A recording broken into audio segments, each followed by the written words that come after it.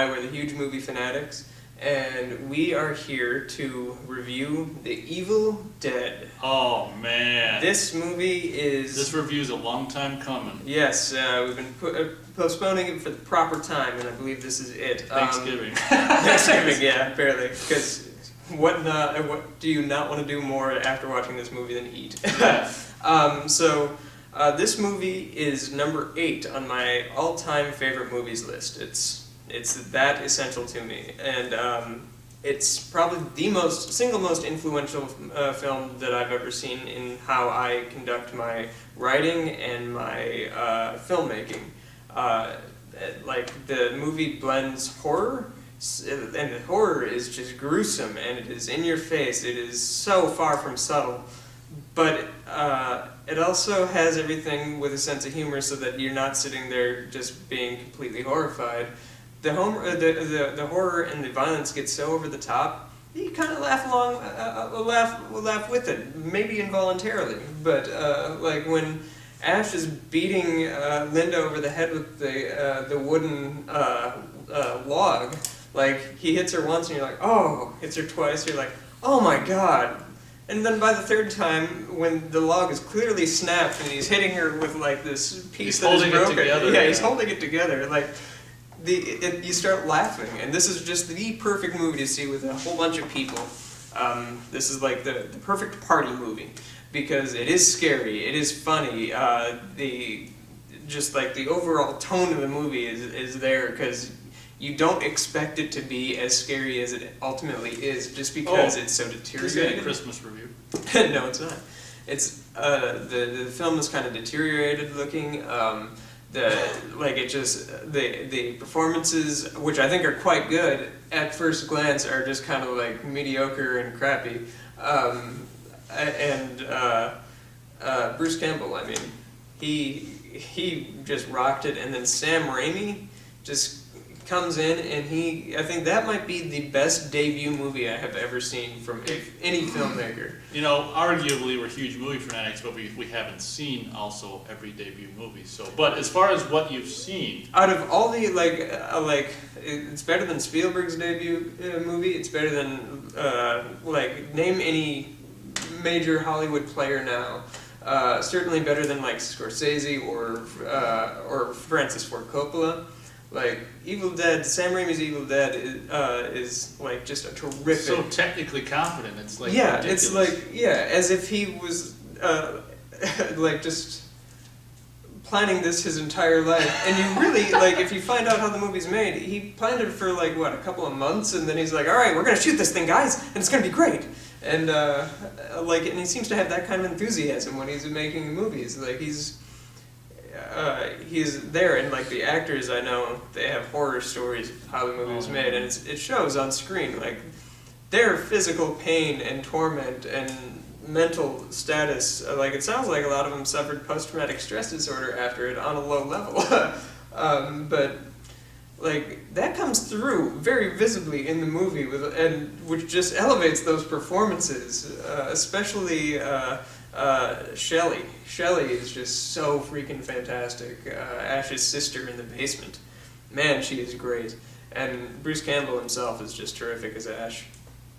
I give this movie 4 stars. I mean, that's kind of obvious. I think it's one of the best looking movies. Like, just the way the camera is used, the scene where Ash goes crazy and everything is on a Dutch angle the entire time for like 5 minutes straight. The whole freak out scene where he's down in the basement and the blood just pours all over him, and you get that awesome wind up radio thing playing, record player playing, and the projector blood coming down. Like, just, there's nothing that's not perfect with that. It's so great.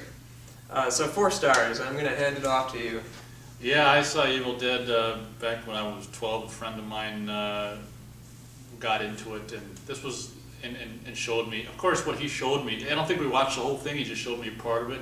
I remember, I think the first thing I ever saw is he showed me the part where he was playing the tape or the recording of Professor whatever his name is. Professor Dobie. Dobie.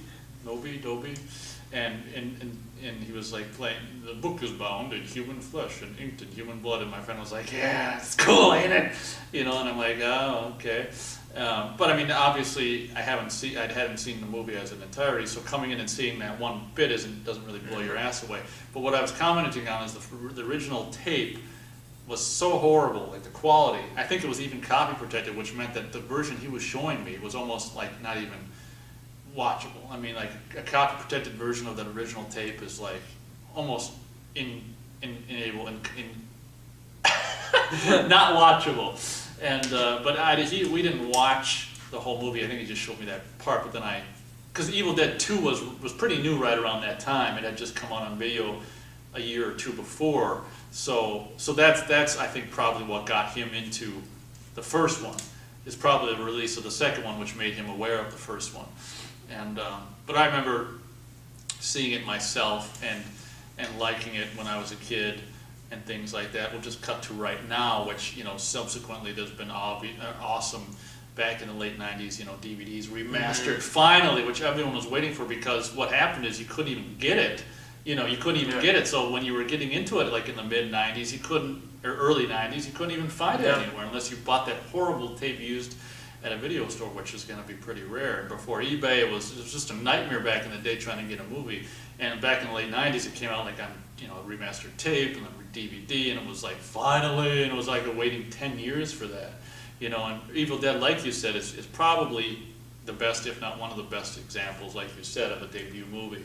It's made technically with such, like the camera, as far as how he shoots and how it's cut, with such know-how, and it makes you wonder, where does this know-how come from? And even that little thing at the very beginning of the movie where that truck, with the lazy Mary things on the bumper is coming at you, but it's the shot's like this, and if you look at the behind the scenes shot of the van or whatever, he's got the camera on some piece of plywood or something that, and it's just like, who would think to do that? Like to just cock the shot to the side, and what it adds to the shot. Is so great. And it's like dun dun dun dun dun dun dun dun dun. Yeah, and the thing that's really fantastic is that other filmmakers have come in and started using these shots. Like the Coen brothers, they call it the Raimi cam. Whenever they have a scene where they're doing like the super far away push-in on a character, they literally, like, if you listen to them in interviews, they call that a Raimi cam. Yeah, sure. And it's just like his influence with like what is essentially a crappy horror movie is just so like profound. It's so neat. Amazing. And obviously, if you're a fan, you're probably aware of the Blu-ray that came out. Was it this year? Last year. Last year now? Yeah. But I was very excited because when they came out with some of the later DVDs, they did the thing where they cropped it to 185 or whatever, which is actually cutting off the top and the bottom. So the new Blu-ray is very cool because it's got both versions. Yeah, if you want to fill up your widescreen TV or watch the full frame as intended to be seen, 133 version, which was very cool, and I was very excited about that because I prefer obviously the whole image over crop. So just I mean, what do you say about Evil Dead? I mean, it's phenomenal display of again 16mm and just low budget. Yeah, totally. I mean, this shows that like you can make a great low budget movie that just blows everybody away. I think this is Sam Raimi's best movie. Like he's made better movies technically later on, but I think this is just like his most watchable movie. Like I'm just floored every time I watch it, and I watch it constantly. I also love the book. Like the technical aspects, like just the bound book is so cool looking. Oh, like, what a great as image. An idea. As an idea. The makeup on the people is so much more horrifying than even I thought in The Exorcist. Yeah. Like I do think it's the scariest movie ever made. But that said, it's also really funny and stuff like this. So it's not only scary, it's not only dramatic, it's not only violent. It has all these other things that sort of blend everything together to make the movie okay to watch, like, no matter what genre fan you are. The rape scene is a bit inexcusable, but I mean, it's very memorable. If nothing else, that's like the one thing that's sort of left out of the sequels probably for the best. But yeah, I mean that's one of them situations where you almost take the Wes Craven just go for it almost. Just I wonder. He was contractually obligated to have nudity in it. What? Sam Raimi. Oh, by like his the investors? Yeah, he was contractually obligated to have nudity, so. Well, yeah, well, crazy. So that's why there's that random shot of Oh, well, that's like you Cheryl. can't even see anything. Or no, Not that's Cheryl. Shelley. Cheryl's the one in the basement. I'm sorry. So Shelley's the other girl? Yeah, so Shelley taking off her shirt in the cabin, and then Cheryl out in the woods. Yeah. Like- You don't need to trees to rape you to show something. Right? Yeah, well, I mean, like, he tried to make it unique and interesting, which he did, but it was probably not a great idea. Yeah, I mean, He probably didn't imagine anybody was going to see it, though, either. yeah, well, that's just it. I mean, everything's fine except for that. I mean, if you just cut that one shot out where it's like, Yeah. I mean, you know, that shot's pretty wow, you know. Yeah, it still holds impact, though. Like, It's what? like the the that scene, the movie, but that scene, like, the audience today Oh, is yeah. just like, whoa! Yeah. Because I always introduce it to new people who've never even seen or heard of it, and that scene always gets a reaction, as does a lot of the rest of the movie. But Yeah. I also loved Linda with the "We're Gonna Get You," that Oh, great yeah, little song. Like, there's just so much perfection in this movie. For something that is just basically a knockoff possession, like kind of knocking off The Exorcist to some extent movie. In a little way. Yeah. But Evil Dead is a perfect example of the kind of the guerrilla filmmaking that I really love from the late 70s, early 80s, with seeing people get a hold of a 16mm camera and some film.